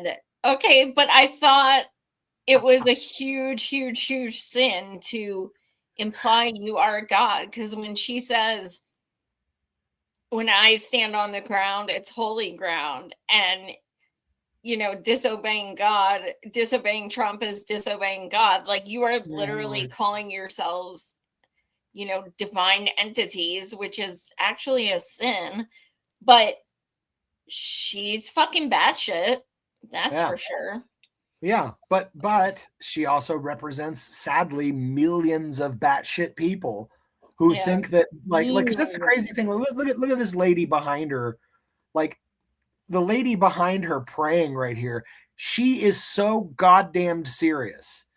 She really thinks that she can, I don't know, pray Trump into some sort of golden age, even though he's, a chomo, even though he's a mass killer, even though he's, a monster, a mafia. It doesn't matter. She's praying that it's somehow all going to work out, and she means it. I can tell that she means it. This bitch in the orange, however, not so much. She means it all the way to the bank. Yeah, she's making big buku bucks. Man, good for her. I wish I had the lack of human soul to be able to bilk these assholes out of their money, but I can't because I have a conscience. It's weird, but right? That's why it's so funny. When I saw this, I was like, I have to share this tonight because, with him all being Jesus and praying over, but really being a doctor. And you look at this and it's like, with this so-called spiritual advisor, why didn't she comment on that post? Why didn't she come out and say, no, that post is accurate. I support that post. She was probably like, Donald J. Trump, how dare you say that you were supposed to be a doctor? You should represent what you did. Yep. Good Lord. Well, I've got one last little mini topic that we can knock out real fast. I just wanted to share it because I thought it was kind of silly. But so as you know, Donald Trump has a weird habit of aligning himself in his cabinet with people that like booze, a lot. So anyways, this was fun. A federal judge in Texas just dismissed a lawsuit that the FBI director Kash Patel filed against former FBI official and MSNBC analyst Frank Figliuzzi. The $250 million suit alleged Figliuzzi fabricated claims that Patel was frequently in nightclubs rather than being at work. And they ended up ruling that it's just him being, you're allowed to make jokes. That was basically the end ruling. Is like, he was joking. You get to joke. A quarter billion is what he tried to sue this dude. Yeah. I remember he talked about that at a press conference. I'm like, wow, this is amazing. Good. I'm so glad that's what you're talking about at the press conference. Awesome. It makes me think of that one meme from oh shit, I forget the name of the show, but the little kid with the tree hat, and he's holding the blank piece of paper and he's like, wow, this is worthless. It's like, exactly. This case was completely worthless, and you knew it was worthless. In fact, that is lawfare. They bitch about lawfare all the time, but they know damn well that they're constantly filing bullshit fucking briefs and suits so that the news will put it on page number 1. When Kash made this suit, page 1. This shit right here where it gets dismissed with gross incompetence kind of shit, page 16. And it's genius because it works. Mm-hmm. You could say, oh, it's lawfare and you're ruining justice. They don't give a fuck about that. They don't give two fucks if the justice system gets fucking upended like an apple cart. They don't care. Yeah. They're using it to their advantage. So before we go to funnies, can we show that clip of Mondani? Because which clip? I put it in our text and I said masterful. Oh yeah. Give me just a minute and I'll pull it up. Give me just a minute. So I'm not the hugest fan of Mondani for several reasons, including that he's a Democrat, but the way that he responded to this was chef's kiss. It was real. He gave a real response, amazing. which you should. It was great. Yeah, And give me a second to find it though. yeah, I mean, not the hugest fan, but he has been doing some good things. I do hope that he continues to do good things. But this could also be, I just got into office, so I'm going to do some things. I don't know. I have no faith in anyone. So I mean, I'm with you, but I'm also down. Like, I was willing to give Trump credit where credit was due. Like when he killed the fucking TPP. Yeah, the TPP. I was like, credit where credit's due. That was the right move. Yeah. You know, and that's how I feel with Mamdani. It's like putting the tax on people who own properties but don't live in New York City. That's the correct move. Building nonprofit grocery stores so that people have access to affordable fucking food. That is the correct move. Like, so, you know, even though I disagree with him here or there on strategy, I cannot deny that he is a positive force right now. And he is honestly the best thing the Democratic Party has going for it. They're lucky to have him, is what I'm saying. Yeah, for sure. Truly. But anyway, I think, did I pull up the thing for you yet? No? No. Yes? Maybe? Okay, here we go. No, this isn't it, is it? Okay, hold on. Wrong thing.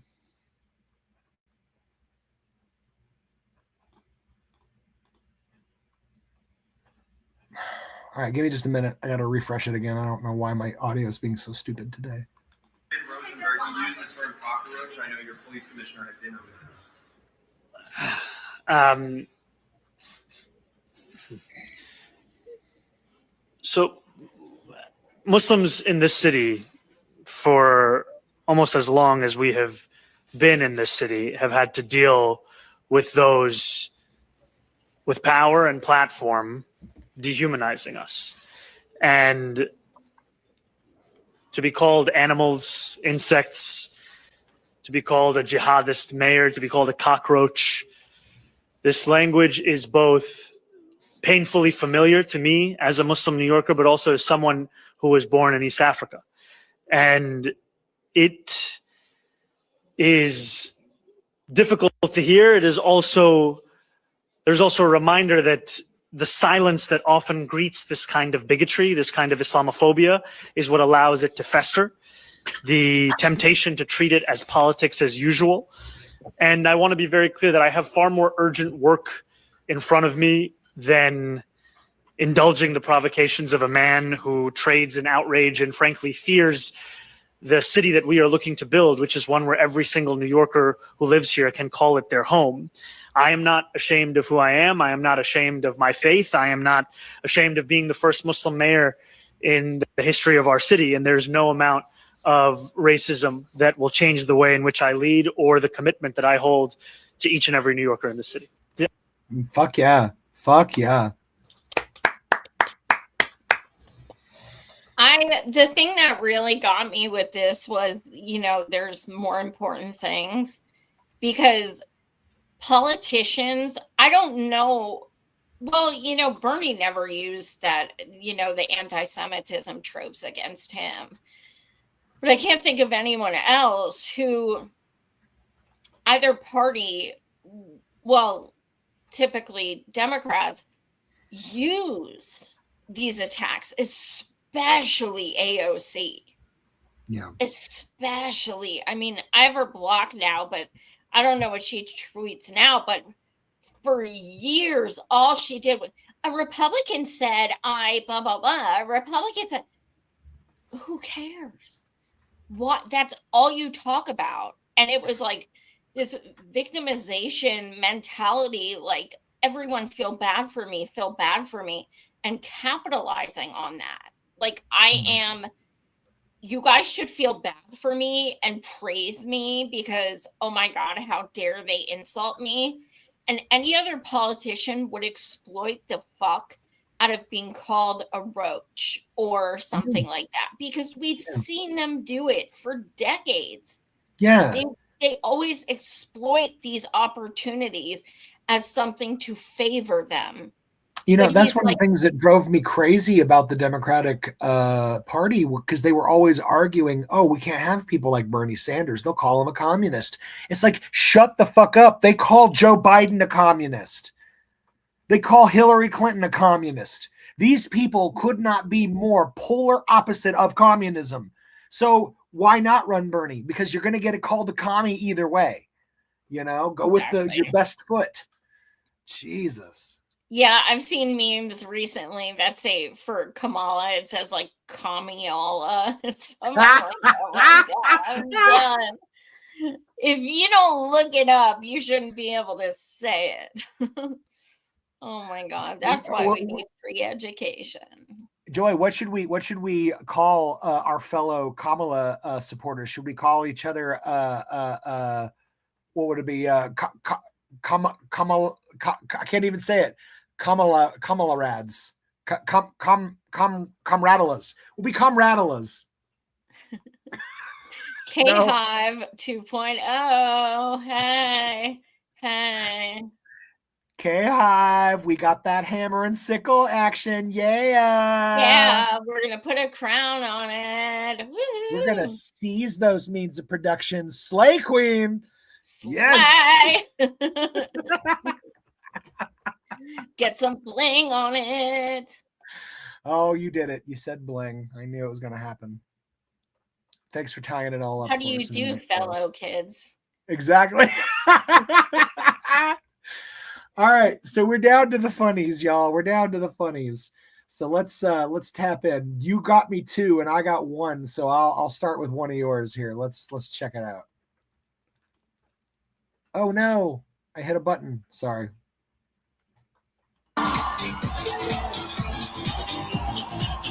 Oh my God.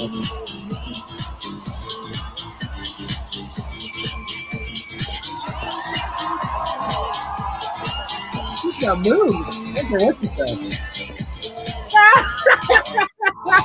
The ACDC sent me. That I was like, oh my God. Hilarious. Yes. Okay, just play it again because I can't. Okay. I'm obsessed.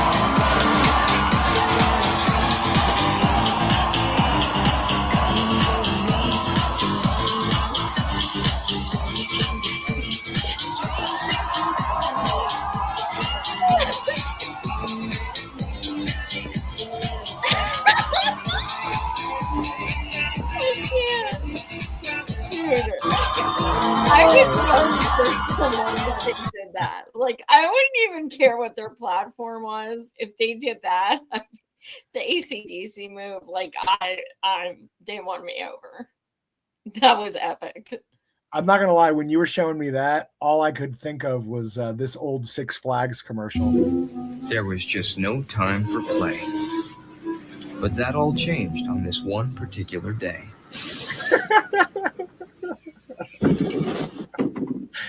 This was my favorite commercial when I was a kid. Or younger, at least.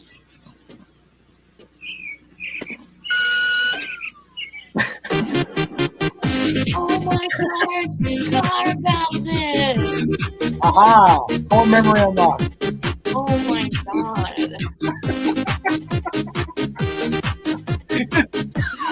Extra dancing. All right. Anyways, I just want to see the old man totally get forgot down. about that. And I remember when that movie Up came out, they thought it was that guy. I totally forgot about that hot jam. Yeah, right. How could you? Well, don't worry. I wasn't going to let you forget. So, did you hear the news about InfoWars? No. So the Onion, I guess, was finally they're finally making a move to finalize the purchase of InfoWars, because I guess they're just waiting for the judge to sign off on it. But basically, they've already they're claiming that it's theirs, and they announced. Wait, is this like for real? Yeah, and Tim Heidecker announced that he will be helming the new InfoWars. So comedian Tim Heidecker will be the new Alex Jones, and I'll play you a little clip of it here, which I thought was pretty funny. Hey everybody, I got some breaking news for you. It's looking very likely that global tetrahedron will seize control of InfoWars in the coming days. The folks at Global Tetrahedron have asked me to step in as to run the show over there and become a big part of the future. So we're exploring. Sorry. My name is Tim Heidecker, and I'm just here to let you know that I am now in charge of InfoWars. It's an honor to take over the reins and chart a new path towards the future. We're looking forward to relaunching the site soon in the next coming months, and we're not really sure what we're going to do with it. We're talking about all sorts of ideas. We were playing around with it being a real estate broker service or a cryptocurrency exchange market, a place to store pictures, most like a Dropbox account. Not sure. A lot of ideas, but very excited to take this on. And just want to wish everyone, extend a hand of friendship and grace as we proceed through this process. It's not going to be easy, but I can assure you that we have our best intentions in mind. We are in the city of brotherly love, and I want to extend that sentiment to all our friends over there, longtime fans and consumers of the InfoWars products. Got some exciting products coming as well. We're working with a company that will enable you to turn your urine into gold. So stay tuned for more information about that, and stay with us. Stay updated on InfoWars for more information as this story develops. So yeah, that was some pretty fun announcement announced They're by gonna the be Onion in and Tim Heidecker. Philly. Yeah. So that's pretty exciting. And they did the new logo. I don't have it pulled up here, but the new InfoWars logo is the same logo, but now it's a rainbow logo, and the O in InfoWars was switched out with the onion logo. So God. it's great. I'm It excited. should be an own, like in own. Yeah, This is good stuff. that's great. All right. And then we got one last funny here for you. It's RFK getting to experience my favorite new part of DC life, the TMZ Bureau in DC. Oh my God. Here we go. Oh, let me refresh it. Damn you. Damn you, technology. I just got one question. In all seriousness, what is your fascination with roadkill and dead animals? I know you've done a few things, notably with a whale, with a bear, with a raccoon more recently. I just want to know what the fascination is, sir. Anything? Okay. Thank you. Thank you, sir. The lady he's walking with, was that his wife? Oh, I couldn't see her, but anyone who has watched my show, up and she was trying not to laugh out loud. anyone who has watched my show knows I have been kind of obsessed with this for several years. Like the bear, the whale, the falcon, the raccoon. I mean, and there's more actually. There's quite a number of animals that he has. Now the raccoon penis, add that to the list. It's amazing. And nobody has ever fucking asked him. And some people might be like, oh my God, you had the chance to ask, someone in the presidential cabinet who's like trash. You could have asked him anything. No, this dude did us a service, because even though he didn't answer, I've been waiting for someone to fucking ask this guy this forever. And finally, he stepped up. So thank you, gentlemen, whoever you are. Indeed. I gotta say, it is like, I'm not normally a fan of TMZ and the paparazzi. I don't care for them at all, to be honest.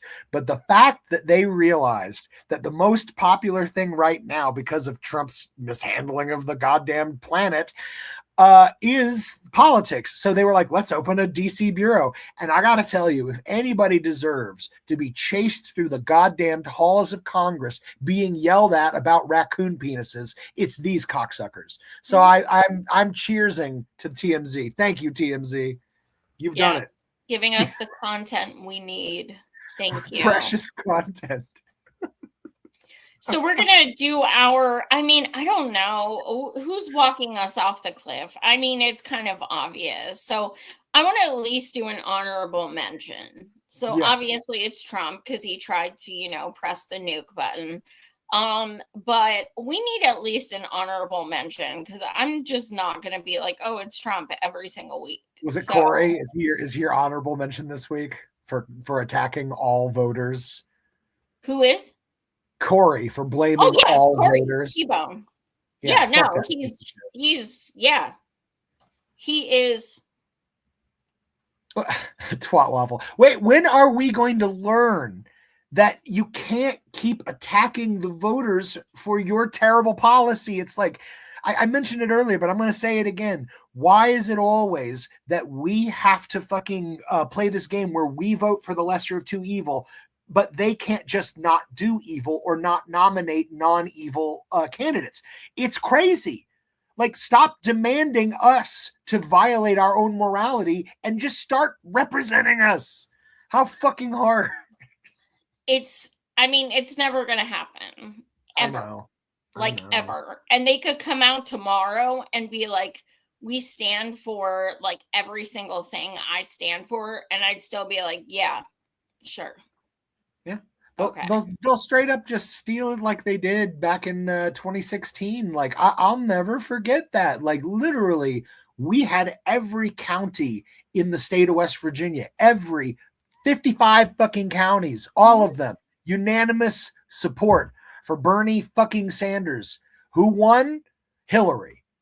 And if that is not a broken system where a state can unanimously vote in a primary and have their votes thrown in the fucking toilet, like, I don't know. Oh, and what's his nuts? Al Franken gave the super delegate vote, even though they all voted for the every county. Yep. It, you know, and even, I mean, we could talk on that for hours, but yes, even more recently, the Dems fucking ran someone for president who never won a primary. Democratic. And then they're going to complain when we're not satisfied with the candidate that they foisted upon us without a democratic primarying process. Like, oh, you won't just, oh, I guess you just like Trump. I'm so tired of this. It's like, give us democracy or fuck off. Like, never gonna happen. I know. Yeah, bananas. Well, guys, thanks so much for joining. As always, I am going to tell you guys something. Yay, I have yet another eye surgery around the corner, which I just found out about yesterday. So I absolutely can use some new patrons. I have brought people free content, 100% free content for 8 years, and pretty much never ask for new patrons. But this, I am going to ask this time because I'm going to need help. I already have buttloads of medical debt, and so any patrons, you know, that money goes towards, you know, will go towards any medical debt I have, but it also helps and it shows me people support my channel, people support what I do, people like what I do. And it's good. It feels like I feel solidarity with, you know, comrades who want to chip in even $3 a month. It helps, and it also reminds me why I do this, because people enjoy it and support it. So if you can, Patreon, Joy Marie Mann. Also, I do have a buy me a coffee. If you want to, if you can't do a monthly, but you can do like, you know, a one-time $5-10, whatever. You could do buy me a coffee, Joy Marie Mann. Anything helps. It would just it would make me feel good also, you know, to just know that I have the support. I've been doing this a really long time, and I can't remember the last time I asked for patrons. I know it's been at least a year. So it just helped me out. I'd appreciate it. But thank you guys so much for watching. Josh, do you want to say anything? Yeah, since the president just signed an executive order removing psychedelics from Schedule 1, I just want to say if anybody wants to send me ibogaine, I will receive your ibogaine and I will do the ibogaine live on camera. I'm kidding. I don't know what that is, but hey. Oh, Trump didn't either. He literally in the meeting, he's like, this ibogaine, it helped a bunch of PTSD soldiers. How can I get some of that? And I laughed so hard. It's one of the strongest psychedelics ever known to man. I'll tell you this. I did do it. It was 15 hours, hands and knees, vomiting. 15 hours. So yes, I would love it if Trump got his hands on some ibogaine. Please, someone get him some too. Oh my God. Yes. It's a good experience overall. He needs it. A little ego death is good for us all, I think. Oh my God, I'm done. Thank you guys so much for watching. And also, don't forget, please buy my new book, Our Friend Temujin, about my dear friend who is wrongfully convicted and in prison 39 years later and counting. So Amazon.com and BarnesandNoble.com. That also helps me out. Thank you guys. And until next time, I did hear back from someone I have wanted to get on the show for several months. And he has agreed to join. So I will be stating that. It's someone I've shown videos of on my show many, many, many times. So I am excited. I'm not going to say his name yet. It rhymes with Blad Pritt. Okay. All right. No. Okay. I'd rather have Angelina than Brad Pitt. Oh, okay. I was just guessing. No. He's not that famous, but he's really fucking cool, and he's got a lot of viral videos, and he's part of the movement. So fingers crossed I can get that scheduled sooner rather than later. Yes. But His yes, name thank you rhymes guys so with much. Barry Smiles. I'm kidding. I don't know what that is. Harry Styles. The kids love him. The kids love Harry Styles. They love him. Joy. They love him. Okay, so anyway, thank you guys for watching. Make sure you hit like and subscribe so you know the other times I go live. I'm here with Josh every Tuesday, but I do also go live other times. Also, Sunday, 2 p.m. Eastern, I will be filming our Palestine action in Harrisburg. Thank you again so much. Much love, everyone. And until next week, we'll see you here on the Capitalist Death Parade. Ah!